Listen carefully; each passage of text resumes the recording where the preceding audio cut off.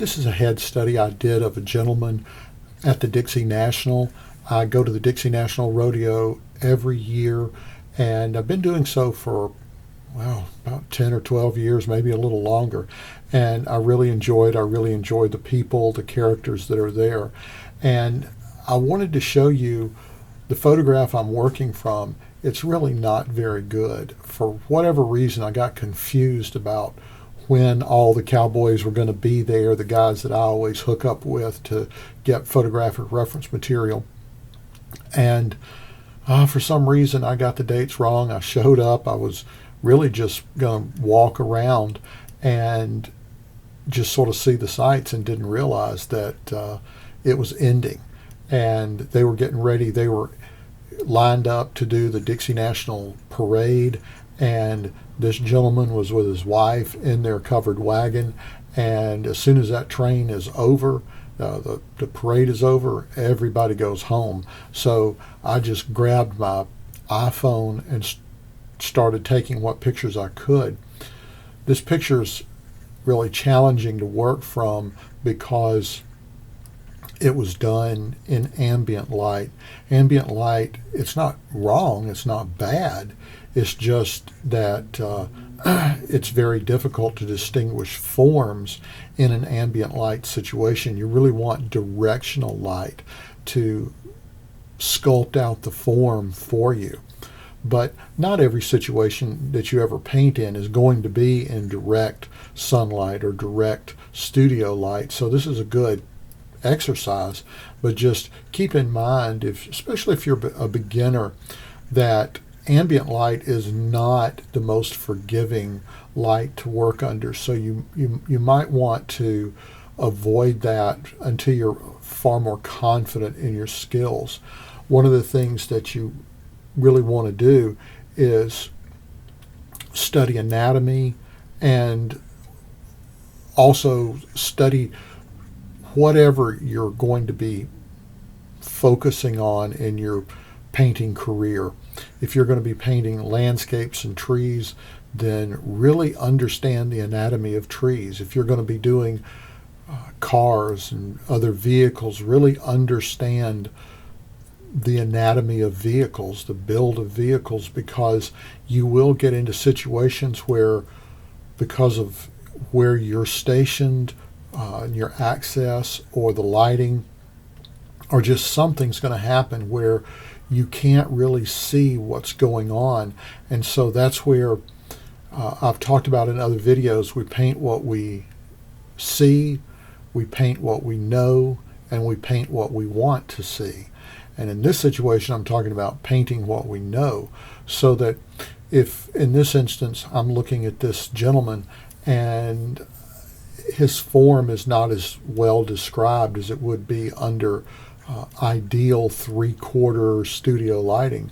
So I have to remember from the years and actually decades that I've used studying anatomy that I can draw on that information and sort of extrapolate from that and define the forms that I can't actually see. And of course, I could have corrected the lighting, the color of the light in Photoshop. I chose not to, but that would be a good thing too, is to get into Photoshop. And if you're going to work from photographs, you really need to learn either Photoshop or some other editing software, because you're going to be using it a lot, or you should be, because the amount of time you take in your photo editing process, the faster you're going to be able to paint later, because you're not sitting there trying to, take, in this case, a very yellow amber photograph and translate that into a really nice full color painting that you want to be able to see, because you don't want to necessarily do a painting that's all yellow amber. So if you haven't corrected it in Photoshop, then you got to do what I'm doing here and just draw from your imagination and your experience. And if you don't have a great deal of that, then you're just really handicapping yourself.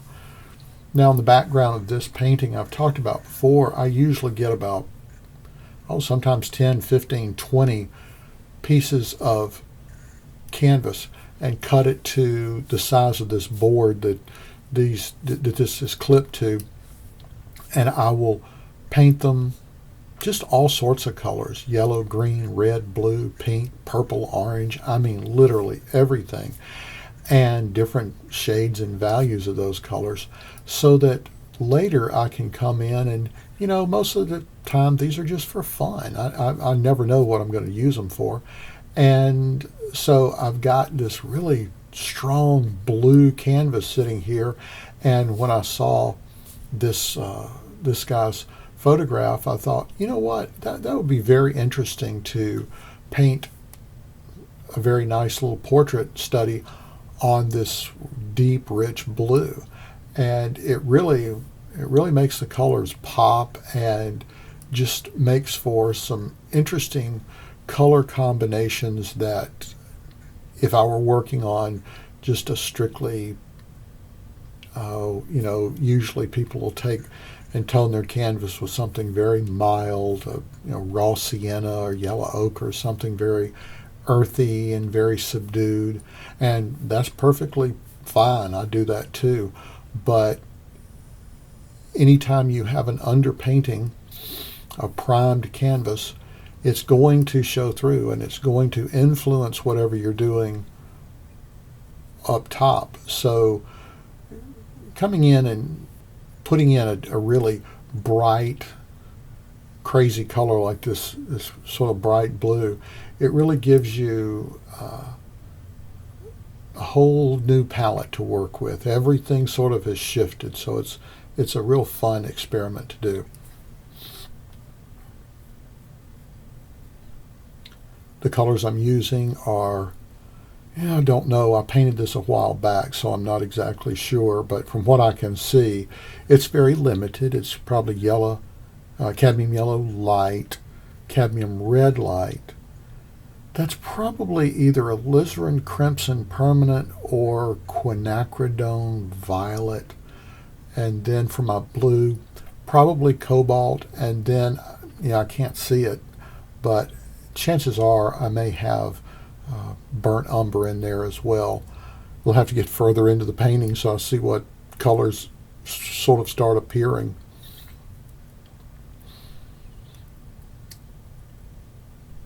Again, one thing you saw is that I blocked in the or the painting without doing any drawing. I just started with a silhouette, and I really enjoy just painting straight from silhouettes. One, I don't have to take as much time doing the drawing, but also it's easier for me to paint from a silhouette, because I see this great big shape, and the human eye is built more for seeing shapes than it is seeing lines. We're used to interpreting shapes all around us. And, when you see someone at a distance that someone that's, 30, 40, 50 or more yards away, you can still recognize them. You can still tell who they are. You can tell by the way they stand, by their posture, by their build. There are just lots of different keys to let you know who that person is. And you can recognize them without being able to see all of the details. And that's a good clue that lets you know that you don't have to get in and do all these little details to be able to accomplish a very good likeness. All you have to do is really get your big shapes right. And so for me, when I get started, if I've got my big shapes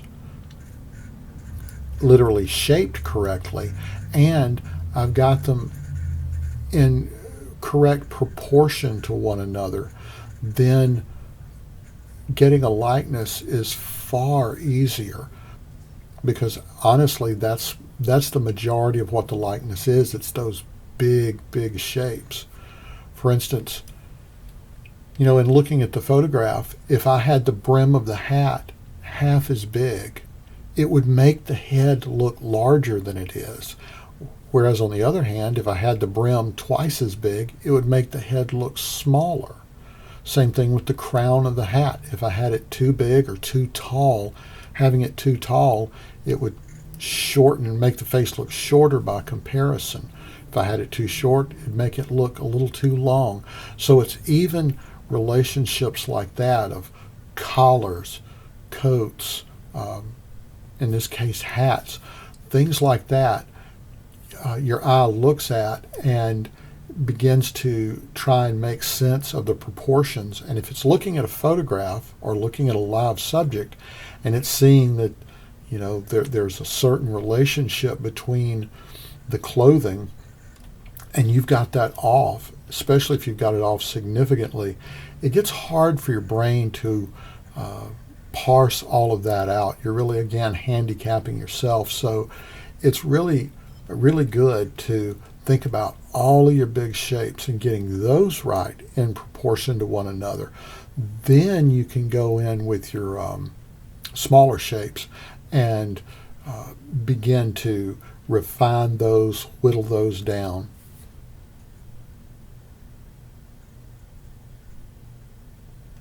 I do ask you to forgive me. Sometimes my left hand gets in the way. I only have one camera, so I can only film from one direction, but I do paint with both hands, and so sometimes I forget about it, and I'll be painting left-handed, and it gets in the way of the camera, so I apologize for that. And you'll notice that I'm not afraid of the paint. Don't be afraid of the paint. Especially, if you're painting in oils, that's the beauty of oils. You can really pile it on and move it around and have a good time with it. So when you get to painting, don't be afraid to slather that paint on and move it around. Usually what makes it really difficult in trying to correct an oil painting is that you don't have enough paint on the canvas. So you're trying to move something around that's frankly not there.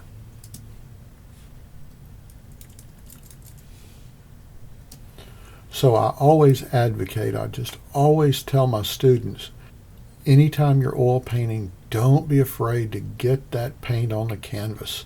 I always tell the story of Norman Rockwell.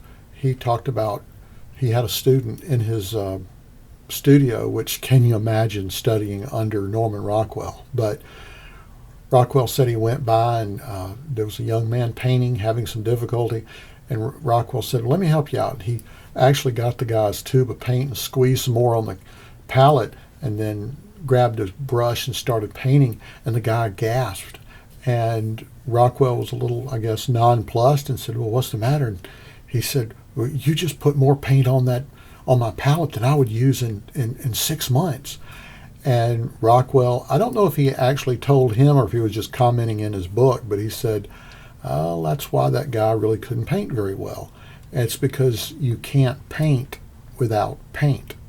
And it sounds like a funny, silly thing to say, but it's absolutely true. And I have to really try and encourage students that when you're painting, don't be afraid to squeeze that paint out on the palette, and then once it's there, well, what are you going to do with it? If you don't use it, you're going to throw it away. So if it's down there, you almost feel obligated to use it. And don't freeze your paint, and don't do any of these other funny little funky things that people come up with to try and preserve it. I know paint's not cheap, but if you're going to do something like this, you're going to have to use paint. So squeeze it out on your canvas and then use it. Now, a lot of people will say, well, which colors do I put on my palette? If I'm only painting a portrait, what colors do I use? Well, unless I'm purposely limiting my palette, I'll have like 16 or 18 colors, I guess, maybe not that many. But whatever I've got, I squeeze them all out.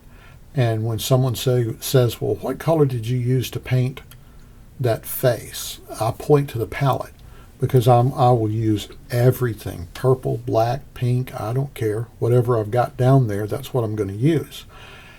And if you get in a habit of using all of the colors that you've got down there, then you don't get stingy with your paint. And stinginess is just deadly. It causes you to, well, you just don't have enough paint to work with. So for heaven's sakes, you're oil painting, get that paint up on the canvas. You can also see that in the painting process, I use the back end of my brushes a lot. I like them for kind of scumbling around and mixing the paint together. Sometimes you can soften an edge. Sometimes you can sort of scrape in and put a texture down. Also, I use my fingers. I know there are lots of people that they're just so afraid of getting a little bit of paint on them and afraid of the turpentine or whatever. Don't be. I mean, you don't want to necessarily have turpentine and be smelling all of that. I use odorless mineral spirits, and I try to be careful, but if I get some on me, I get some on me. I mean, you're not going to poison yourself to death if you get a little bit of mineral spirits on you.